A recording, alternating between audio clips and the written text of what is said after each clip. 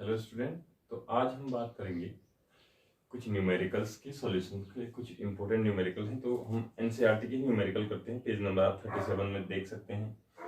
Question number 2.1 है, इन text का question है। ठीक है, calculate the mass percentage of benzene. ठीक है, ये बोलता है बेंजीन हमारे पास C6H6। ठीक है, बेंजीन है, गिवन चीजें हमारे पास हैं। मास percent of benzene and carbon tetrachloride, और दूसरा हमारे पास कौन है, CCl। देखिए सॉल्यूशन है, तो मैंने आपसे बोला था बाइनरी सॉल्यूशन होगा।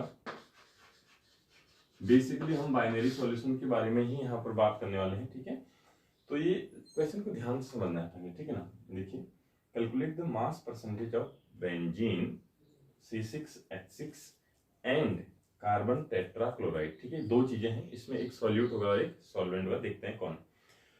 इफ वो बोलता है, फिर बोलता है if 22 gram of benzene is dissolve in 122 gram of carbon tetrachloride. ठीक है ना, तो इसमें आपसे बोला गया है कि जो बेंजीन हो कितना है, 22 ग्राम है, और वो डिजॉल्व की गई है किसमें, 122 gram of carbon tetrachloride.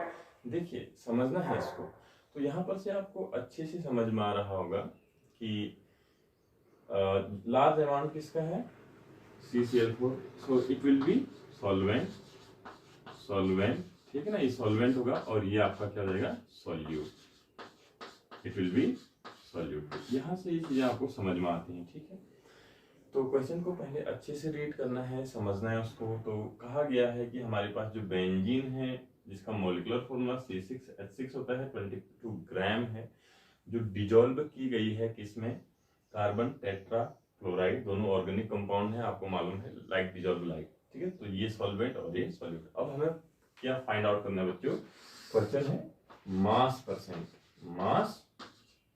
Percent of both. किसका किसका मास परसेंट आपने कैलकुलेट करना है, बताइए जरा। हमें करना है बेंजीन और कार्बन टेट्राक्लोराइड का, दोनों का मास परसेंट। तो चलिए सॉल्व करते हैं इसको। ठीक है, सॉल्व करते हैं।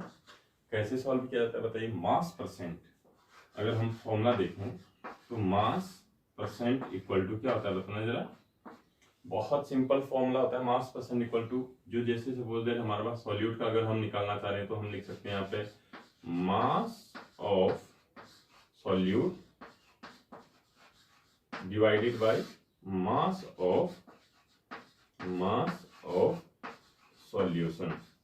पूरे सॉल्यूशन का मास कितना है। अब सॉल्यूट कौन है देखिए जरा, C6H6 यानी बेंजीन। ठीक है, इंटू 100 होता है, क्योंकि परसेंट में हम निकालते हैं यहाँ पे, तो इंटू आप 100 करें। ठीक है, इस चीज का ध्यान दीजिएगा। तो आगे वैल्यूज पुट करते हैं। मास ऑफ सॉल्यूट कितना है आपका, देखिए मास दिया हुआ है 22 ग्राम।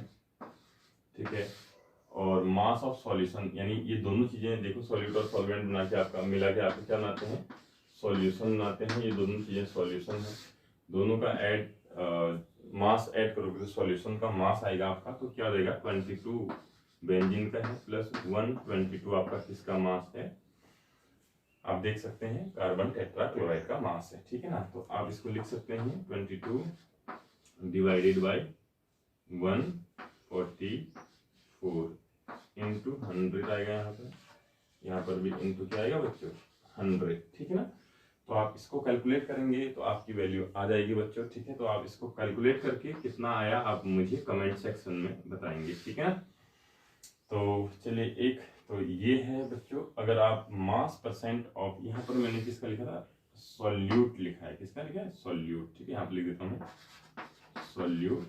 और अगर आप दूसरा देखो, इसको खुद से करना है, मैं तो करा ही रहा हूँ, आपको खुद से करना है, इसलिए मैं आप करें करके दूसरा क्वेश्चन आपको खुद करने के लिए दे रहा हूँ। देखो आपने निकालना है दूसरा मास परसेंट ऑफ सॉल्वेंट। ठीक है, सॉल्वेंट का आप खुद से कैलकुलेट करेंगे और मुझे जरूर आंसर बताएंगे दोनों का। ठीक है, इसका भी आंसर चाहिए मुझे और इसका भी आंसर चाहिए।